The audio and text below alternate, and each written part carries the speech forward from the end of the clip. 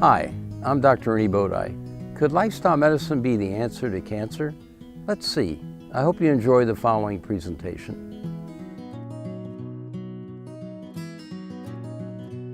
What is lifestyle medicine? Unlike conventional medicine, the primary focus of lifestyle medicine is not on the treatment of chronic disease, but rather their prevention. Lifestyle can be the therapeutic intervention for the treatment and reversal of many chronic conditions. Many consider lifestyle medicine to be a relatively new subspecialty, although it has been practiced for thousands of years. My own personal history in lifestyle medicine began about 5 years ago, following 35 years of breast cancer surgery. Interestingly, in 2015, there were 15 million cancer survivors. By 2020, this will grow to 20 million. In 1971, there were 3 million cancer survivors, that is 1 in 69 Americans, yet today there are 1 in 23. 1.6 million Americans will be diagnosed with cancer this year, resulting in over 600,000 deaths.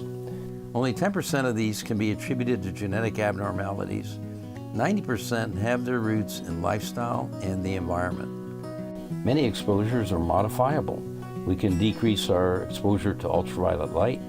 We can avoid tobacco and alcohol. We can increase our level of exercise, decrease our stress, and very importantly, alter our diet, which may influence our gastrointestinal system, which is a very, very powerful immune organ. Colorectal Cancer Awareness Month is celebrated in March. This is all great, but missing from any dialogue during such campaigns is information about lifestyle as the real cause of most chronic conditions, which cancer has now become. 75% of all patients diagnosed with cancer live longer than 5 years. This allows us time to intervene. Therefore, cancer has now become a chronic disease. We need to focus on improving our lifespan as well as our health span. That is to say, optimizing the span of time in which we enjoy life. We are dying from 2 major diseases in the Western world. There has been a dramatic change in the causes of death in the last century. As you can see, previously, infectious diseases were the #1 cause of disease and death. Over the past 100 years, this has changed dramatically, and today the 2 killer diseases in the United States are coronary artery disease and cancer. It is my hope that in the next 100 years, or even sooner, cancer will be eliminated from this pie chart. Any talk on lifestyle medicine has to start with a discussion of the 3 current Western endemics: inflammation, obesity, and type 2 diabetes. Combined, these endemics are killing us. That's the bad news. The good news is that we can now impact these 3 invaders of our health through lifestyle changes. These conditions are all intimately connected and result in the high incidence of malignancies in the United States.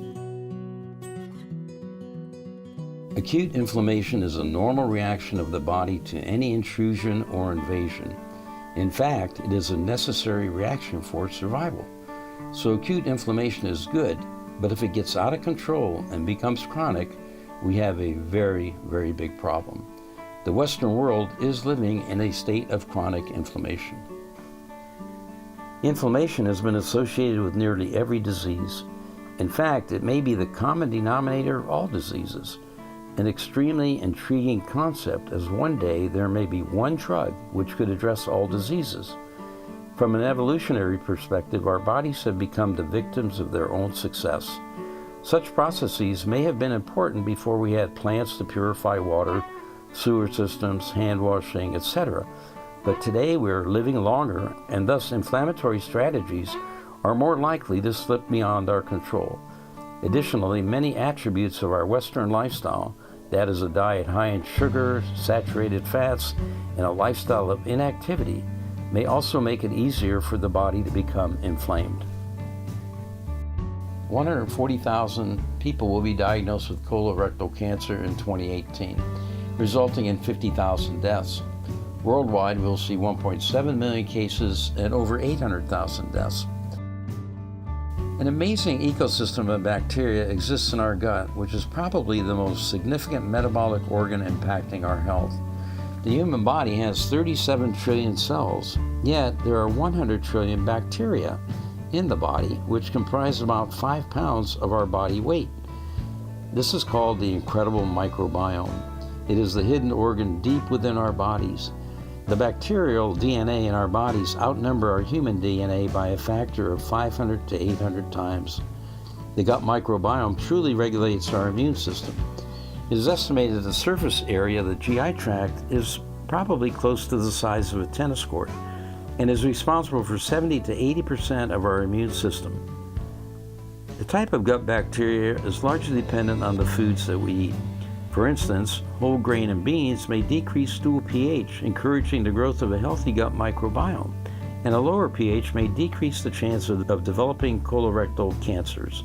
Conversely, a diet high in processed foods and additives may result in a higher pH and a less diverse gut ecosystem.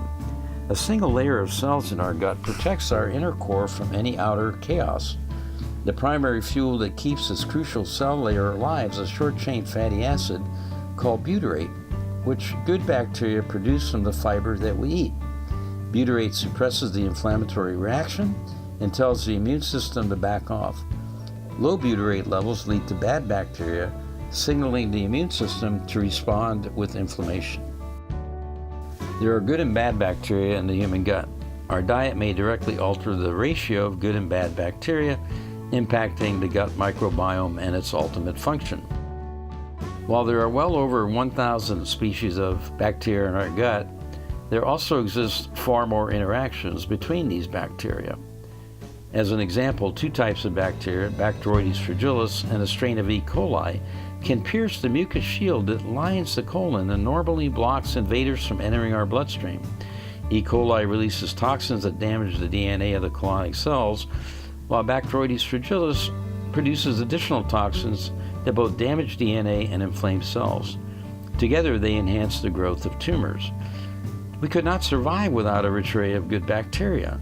Critical species include the lactobacteria, which predominate the small intestine, and the bifidobacteria that predominates the large intestine. You can see on the slide that there are a number of bacteria that are represented, which are good and bad. The bifidobacteria, the Escherichia coli, Lactobacillus, these are good. They produce vitamins, they help our immune system, they process the foods that we eat to produce the energy that we need.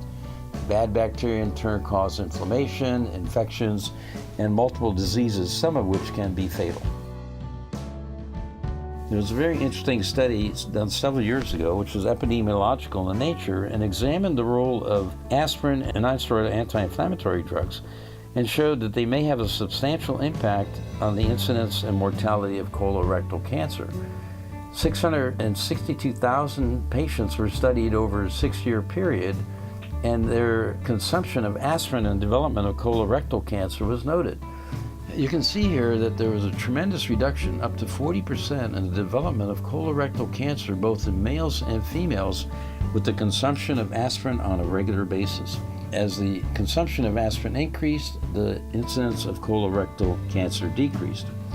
It was postulated that the mechanism of action, which is responsible for this, is the suppression of cell proliferation by an inhibitory effect on prostaglandin synthesis, which is the end product of cyclooxygenase 2, an enzyme resulting in inflammation, which is upregulated in colorectal cancer.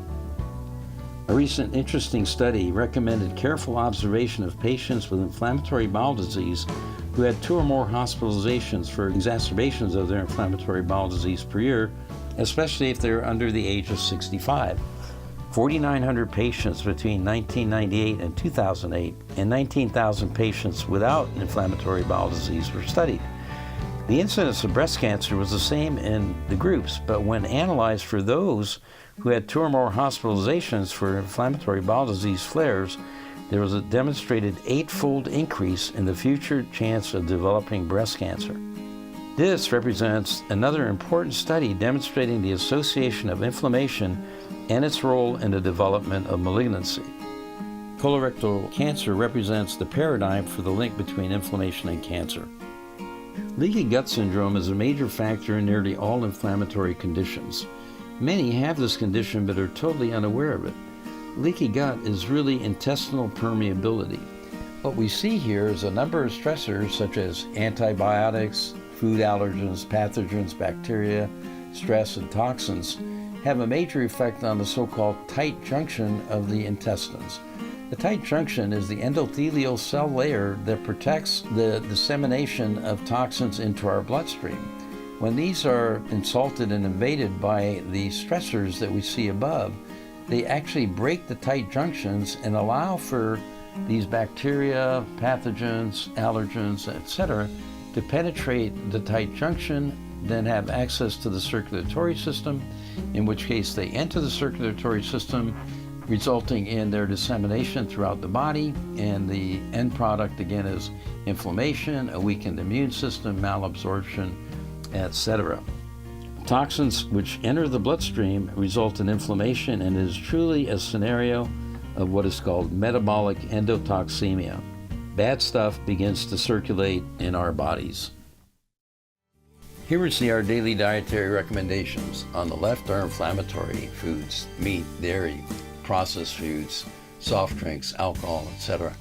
On the right we see the anti-inflammatory categories, leafy greens, vegetables, fruits, whole grains, seeds, and a limitation on nuts, walnuts, almonds, which are okay, but they are a little bit high in fat, so we want to try to kind of limit that, even though they are considered to be rather healthy. Here we see the benefits of a whole food plant-based diet. Decreases heart disease, decreases cancer risk, obesity, hypertension, diabetes. We see it may decrease osteoporosis, diverticular disease, gallstones, rheumatoid arthritis, stress. Will definitely increase chances of weight loss, increase our energy, sleep patterns, fiber consumption, antioxidants, and higher consumption of vitamins and minerals. So we have a lot of famous vegans that live in the United States, among them former President Clinton, Mike Tyson, Beyonce, and Jay-Z. We see Megan Duhamel, who won the 2018 Gold Olympic medal. World's Strongest Man, Brian Shaw, lifted somewhere near 975 pounds in 2013. Justify, the 2018 Triple Crown winner, doesn't look exactly emaciated on a vegan diet. In fact, he looks quite healthy. Thanks for joining me. I hope you found some of the information helpful, and I hope you use it to stay healthy in your everyday lives.